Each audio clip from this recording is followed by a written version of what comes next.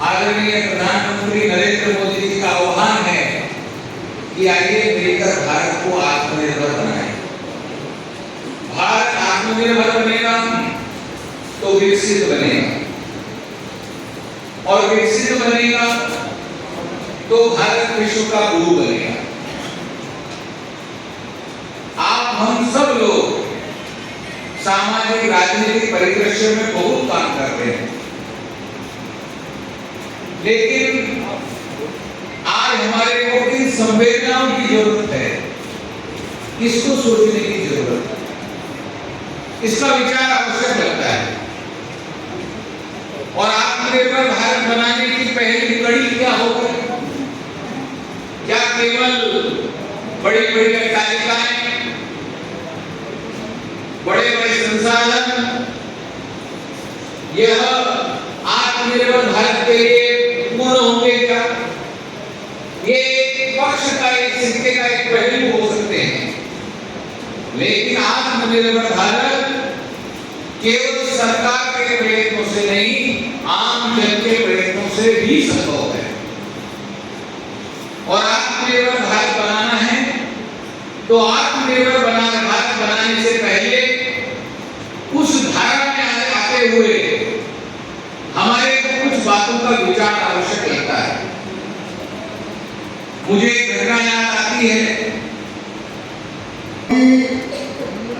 धौलपुर जिले में हमको वक्ता बहुत अच्छे विषय को रखने वाले आदमी भाई साहब का प्रवास मिला है, तो मैं उस विषय पे तो बिल्कुल बात करूँगा ही नहीं। लेकिन आप सब लोग कार्यकर्ता जिले भर में जो समय लगा करके भारतीय जनता पार्टी में काम कर रहे हैं और काफी परिश्रम कर रहे हैं, कार्यक्रमों का रिजल्ट भी बहुत अच्छा आ रहा है, चाहे प्रधानमंत्री मन की बात कार्यक्रम हो, लगातार 400 करोड़ करके आप लोगों ने 10-15 करोड़ से आगे बढ़ाया है और लगातार पार्टी का काम कर रहे हैं, समय भी धौलपुर जिले में दे रहे हैं। लेकिन हम सब पे भी डबल इंजन की सरकार राज्य में भी है और केंद्र में भी है, तो इसलिए अगर हमको धौलपुर के लिए विकास करना है तो आने वाले समय में हमको चुनौती लेकर के पार्टी के लिए समय का समर्पण की आवश्यकता है। इसलिए मैं सबको आगे करूंगा, हमारे नए पुराने सारे कार्यकर्ता पार्टी के लिए समय का समर्पण बढ़ाएं और आत्मनिर्भर भारत और सेवा पखवाड़ा हमारे यशस्वी प्रधानमंत्री जी के जन्मदिन से प्रारंभ होगा और सेवा पखवाड़े के कार्यक्रम भी आप लोग बहुत अच्छे से कर रहे हैं। लेकिन आने वाला समय हमारे लिए धौलपुर जिले का शुभचिंतक है। हम सब कार्यकर्ता पार्टी के और व्यापारी मात्र शक्ति थोड़े से समय समर्पण की मैं मांग करता हूँ जिला अध्यक्ष के नाते अपने जिले के कार्यकर्ताओं से, और आप सब काम कर ही रहे हैं। कहीं भी किसी को लगता है कि भाई साहब हमको कोई काम नहीं है, उपेक्षा हो रही है, तो मेरे से व्यक्तिगत आकर के बात करें। और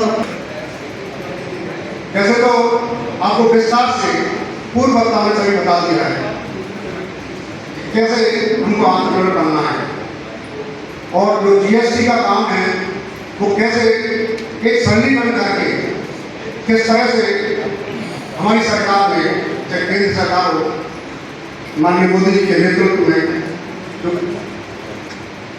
जिस तरह से जीएसटी का रिफॉर्म किया था वो किस तरह से फायदा करता है।